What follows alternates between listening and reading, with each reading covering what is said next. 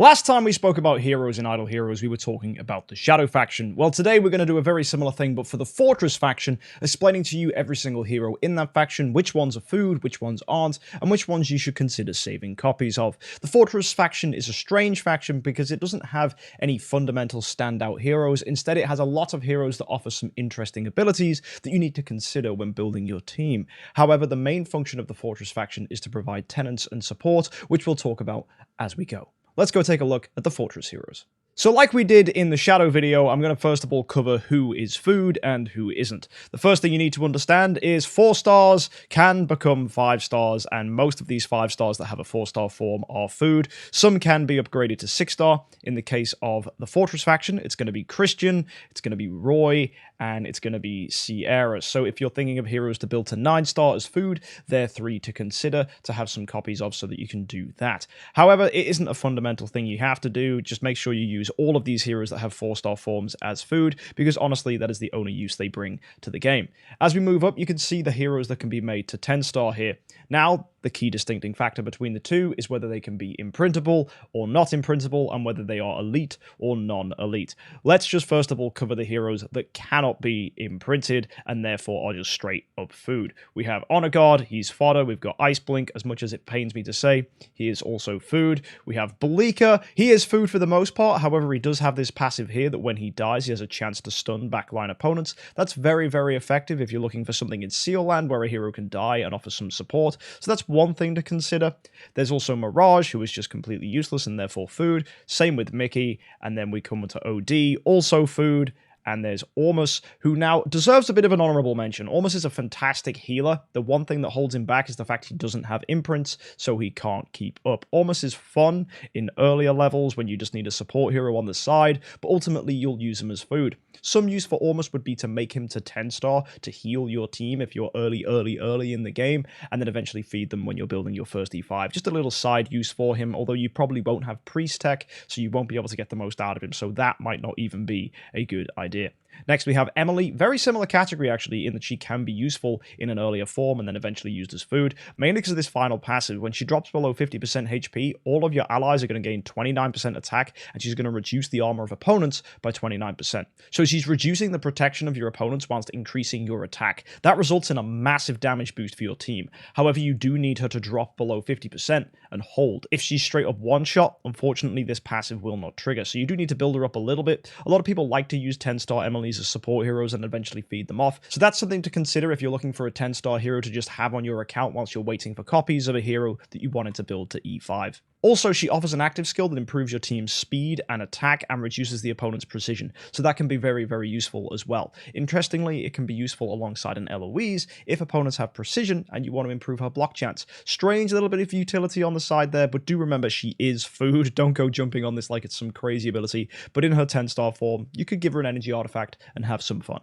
Flame Strike's next on this list. She's also straight up food, so you can feed her happily. And then we have Sigmund. Sigmund is the last of these heroes that I think still considered elite, but he is non-imprintable. Non-imprintable elite heroes are often in a weird spot, and they do provide something, but not enough to justify building them, because at the end of the day, he can't be imprinted, so can't keep up. Sigmund does, however, offer some really interesting abilities. If you take a look at this, his basic attack can burn opponents, which has nice synergy with Phoenix, and he reduces their armor. So if you don't have a Drake and are struggling to get copies, you can use a Sigmund to remove an opponent's armor instead, and therefore improve your damage in PvE. If you're really early on and you're using Garuda, maybe there's a use for Sigmund until you get some Drake copies. But once you have Drake on the account, let me just remind you of him over here. Drake has the ability defense down, which means he can just totally strip everything an opponent has, reducing all of their armor, damage reduction, all damage reduction, block, and dodge. And that just completely power crept Sigmund, which pushed him out the meta a few years ago when Drake came out. However, if you don't have Drakes, Sigmund could be something to consider, but overall, he is also food. So that's us done with the non-imprintable heroes. Hopefully that was quick and easy to digest. It gave you some thoughts about how to use some of these heroes, and the rest of them are just completely useless. Now let's move to the very top of the list, the best heroes, the fundamental heroes in the Fortress faction. Now, funnily enough, the Fortress faction itself is completely outclassed by one in particular hero. It's Sword Flash. Although she's a Transcendence hero, Sword Flash is based on the Fortress faction hero, Seer. So if you manage to get some copies of Seer, you should keep them. 100%, because you will be able to eventually make this seer into a Sword Flash if that was something you wanted to do. Sword Flash is considered one of the most, if not the most powerful Transcendence hero in the game, and therefore it is essential for you to get your hands on copies of Seer and keep them so that when you eventually want to, you can build a Sword Flash. Once you are at Seerland 21 and above, you can use Sword Flash in the Fortress Seerland, and she will be your main carry hero in that game mode. So when it comes to doing as much as you can within the Fortress faction, Sword Flash is essential. And because of that, we need to go and take a look at Sword Flash's tenants. And Sword Flash is fortunate enough to have a pretty good list of tenants, most of which come from the Fortress faction. In this first slot here, we have Fiona and Seer, we have Halora, Sherlock, and Loafer, or Lord of Fear Aspen, in tenant spot 2. Tenant spot 3 is on Kiramaru and Inosuke, and tenant spot 4 is Asmodel and Gloria. Interestingly, all of them have Fortress heroes in beside tenant spot 4, which has Gloria and Asmodel. Now, Gloria is an interesting hero to build if you need her as a tenant, but we'll talk about that when we get to the Forest faction. Let's go look at the context of these for the Fortress faction. So, what do we need to think about? Well, considering that Sword Flash is our fundamental hero, we need to think about heroes that are firstly tenants for Sword Flash that offer some value to the account. If you remember, we had Seer. A base Seer is okay, but you will be using these to build Sword Flash, so I wouldn't encourage you to build that as a tenant. On the other hand, we have Fiona. Now, Fiona is a priest, so you need to make sure you've got the guild tech for that, but Fiona does offer the best bonuses for tenant spot 1. Another important thing about Fiona, she's actually a pretty good hero to support your team. Fiona can offer shields, which will protect your team, giving you some extra fundamental HP for your account. And also, when the shields drop, you're going to heal up, which is really nice. It's 15% of the target's max HP, and I think that improves when you get it to imprinted levels. No, it doesn't, but the shields themselves do improve, making them more powerful and more potent. Shields can protect you in many game modes. They're useful if you find that you're dying, and it is a fun little thing to add to your account. Now, is she a fantastic hero that you're going to use a lot? Probably not. Fiona is easily outclassed by heroes later on, and it's hard to justify putting a Fiona into your team of 6 heroes because she just doesn't offer enough, in my opinion. Yes, shields are fantastic. Yes, the passive healing is brilliant, but there are other heroes that offer better abilities if you need to give your team some defensiveness, such as Amun-Ra, or even Vesa, the Fairy Queen, if you manage to get her in her Transcendence form. On the other hand, though, if you don't have those options, Fiona is still a fantastic hero that will perform well. If you want to know how to build her effectively, anything that offers as much attack as possible is very useful, especially because you'll be using her as a tenant, so something like Augustus Magic Ball, if it's upgraded, would be very nice. On the other hand, though, if you want something that's going to give her a little more tankiness, I could recommend Golden Crown for some protection. If you're a budget player, anything that offers, like the Barrier of Destiny, for example, that offers some damage reduction and a bonus to your Fortress heroes, that could also be an option on a Fiona. Or just go with all-out attack and use whatever you've got that could improve the attack stat of a Fiona, but do bear in mind, she might be a bit squishy. Another tenant you might have noticed was Inosuke. Now, Inosuke is a really interesting hero because early on, he's actually quite useful. Give him some imprints, he's able to clear Fortress Seerland. He used to be, for a while, one of the best first E5s until he got nerfed and no longer holds that title. He used to just smash through Fortress Seerland no problem, similar to what Eloise can do in the Shadow faction, but now that's not the case. You do need imprints and a good artifact on him to make that possible. So unfortunately, he doesn't hold the top spot in the Fortress faction anymore. He is, however, still a good tenant for Sword Flash, but that's all I see him used for, either as a first E5 to just early on do Fortress Seerland, or use him as a tenant for Sword Flash. Besides that, he really doesn't offer much. If you're looking for an artifact for him, just anything that offers damage reduction or boosts his attack is also important, because like Fiona, he gains shields as well. So attack stat's going to boost his shields, but HP will also improve his defensiveness. So these are two things you need to consider. But also bear in mind that a shield is capped at the amount of HP that Inosuke has, so improving his HP also improves the maximum level his shields can reach. So that's another thing to consider. Should you build him? Well, if you need a Ranger and an E5 in the Fortress faction to clear Fortress Seerland, and you've got a lot of Inosuke copies, he's an option. If you need a tenant for Sword Flash, for tenant spot 3, he is also an option. Besides that, I don't see a use for him in the game. You'll notice we've been talking a lot about Seerland, and that's pretty important because being able to do Seerland 20 in every faction is something you'll eventually need to do on your account. As we've already said, Inosuke is capable of doing that, but there are other heroes that can do it too.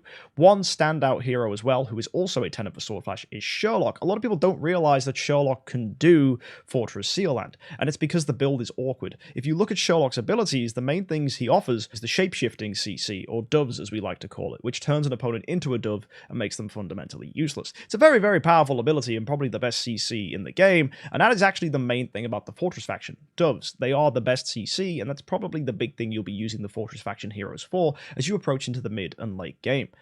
Sherlock also offers the ability to health swap an opponent. He will use the layers of his well calculated and exchange his HP with the opponent who currently has the highest HP, and that's when he drops to a certain level. So you massively ruin an opponent's HP and heal Sherlock up in the process. It's a very, very potent ability. Although to trigger this, you do need him to survive when his HP is low. And there are two key ways to be able to do that. First is with an Augustus Magic Ball. This is going to offer him protection based on his attack stat, so you can build him with a decent attack stat. And another thing is that that's going to allow his HP to be very low. There is no HP improvement from Augustus Magic Ball. So your Sherlock is going to be able to have a low HP pool so that he'll go to lower quicker, but he's also going to live because he gets the protection from Augustus Magic Ball. Also, by being the lowest HP hero on your team, he's going to get targeted more by attacks because there's a lot of heroes that target the hero with the lowest HP. So that's a fun strategy if you want to use him in PvP. Another artifact that's getting a lot of attention is Magic Stone Sword. Magic Stone Sword, again, doesn't offer any HP improvement, but it does improve your attack,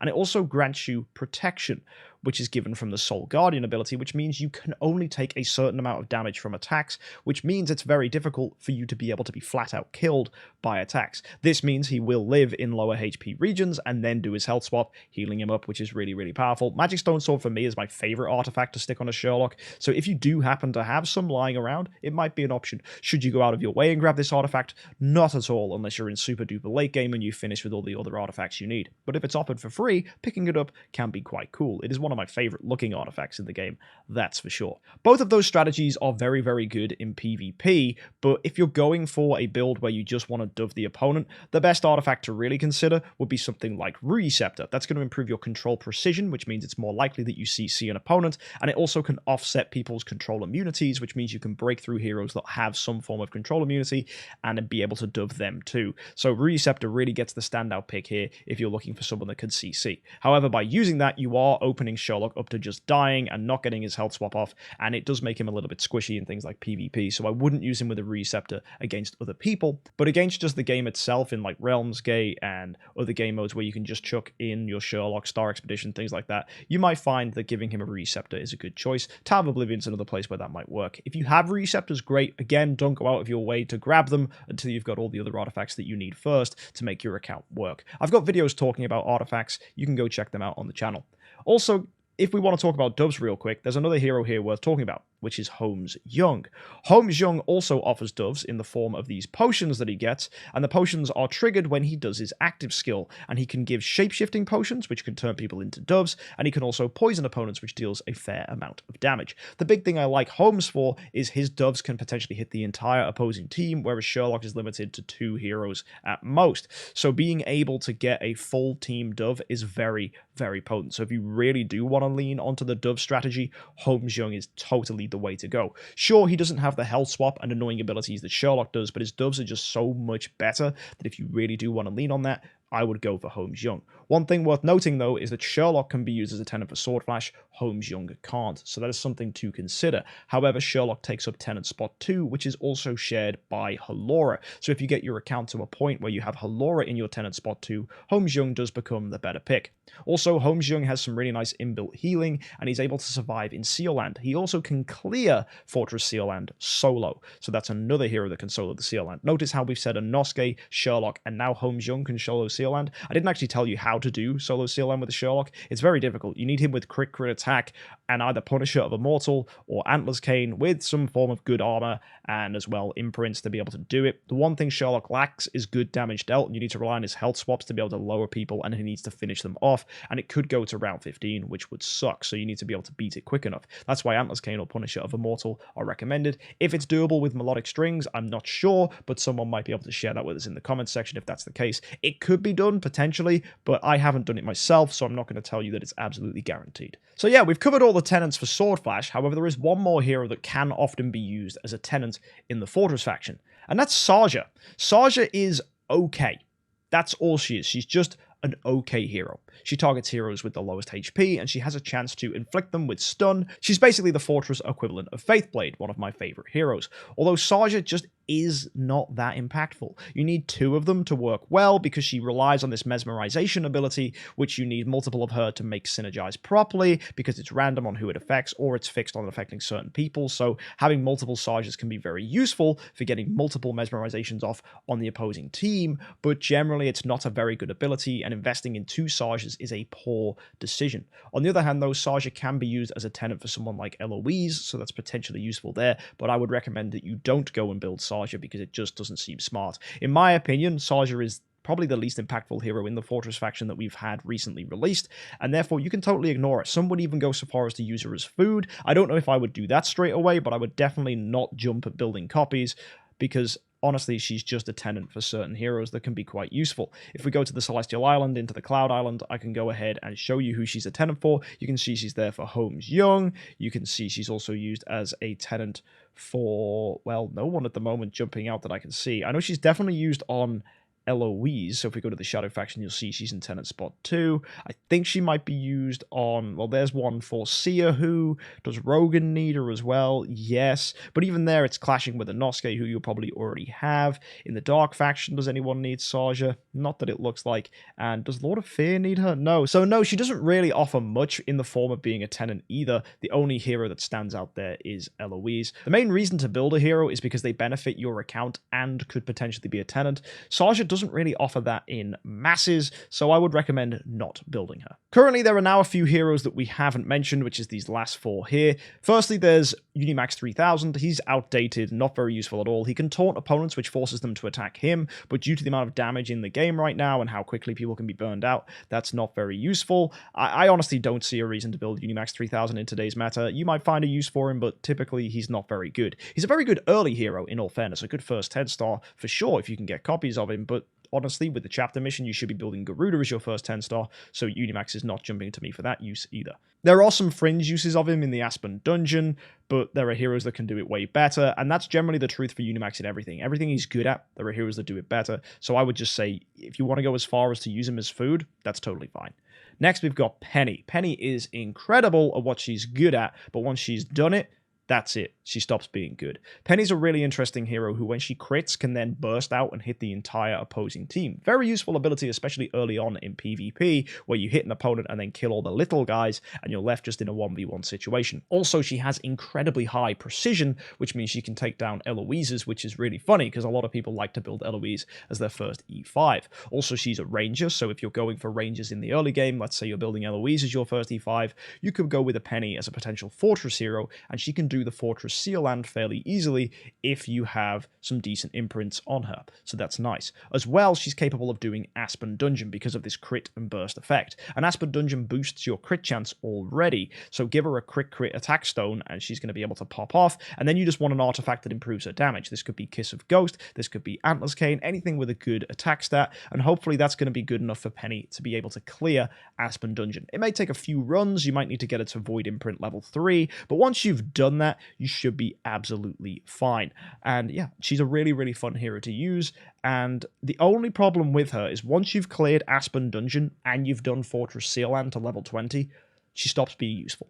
She's not a good tenant for anybody, and in other game modes, she's outclassed by other heroes. So my recommendation would be, if you're going to build a Penny, and that was something you planned on doing, build the Penny and then swap her to a Sword Flash, or even just regress her and take her off the account, or swap her to someone different like Holmes Young, or even a Fiona or an Inosuke as a tenant for Sword Flash in the future.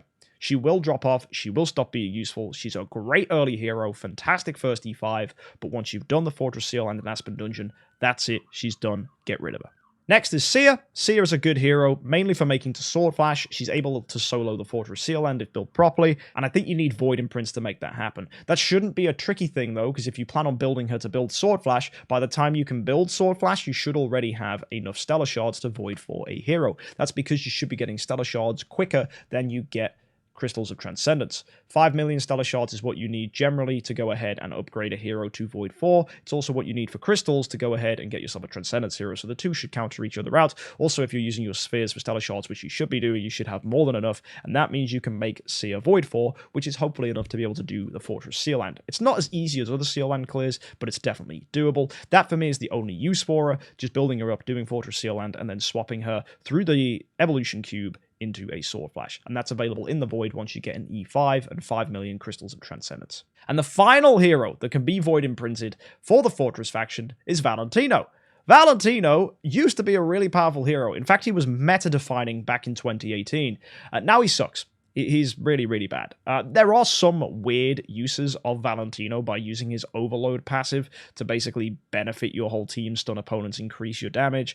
But generally, should you be building Valentino? Well, he's not a good tenant, and unfortunately, he is just, well, pretty useless. So yeah, don't build a Valentino. I comfortably use them as food all the time. His stun is really, really fun though if you need to use him in Seal Land and you can actually get him to attack. But that's going to be earlier Seal Lands like Seal Land 20, because once you get to Seal Land 21 plus, he is too slow. He's not going to be able to stay alive and he will just die before he even gets an active skill. That's why I recommended Bleaker for that kind of thing, because when Bleaker dies, he stuns. So a little more useful there. But Valentino honestly just really doesn't cut it when it comes to Fortress heroes, so you can use him as food as well. I would build him to 10-star, get the Avatar pick, and then you're done. That's it. Feed him away. Ta-da. And that's it for the Fortress heroes. The main ones that stand out are Fiona as a tenant, Inosuke as a tenant, Sherlock as a tenant and Disruption, and also HomeXJUMP, who is flat out the best Fortress hero right now because his doves are absolutely insane. And I have used HomeXJUMP recently on the VIP series. Go check that out if you want to see a HomeXJUMP in action. You can check out my recent videos there for some fun content. Apart from that, though, the Fortress faction is pretty lackluster. And you honestly just need them to do Seal Land 20 in the Fortress faction and then support your Sword Flash through being tenants. That is the main use of the Fortress faction right now. And apart from HomeXJUMP, no one stands out. So that's it. If you found this video useful, please let me know in the comment section. Or if you've got any more questions regarding Fortress heroes and how to build them, let me know in the comment section as well. Let me know who your first Fortress hero was. Let me know who cleared Seal Land 20 for you in the Fortress faction. And don't forget to hit that subscribe button to catch more videos like this in the future. Until next time, guys, thank you so much for tuning in. Happy Island.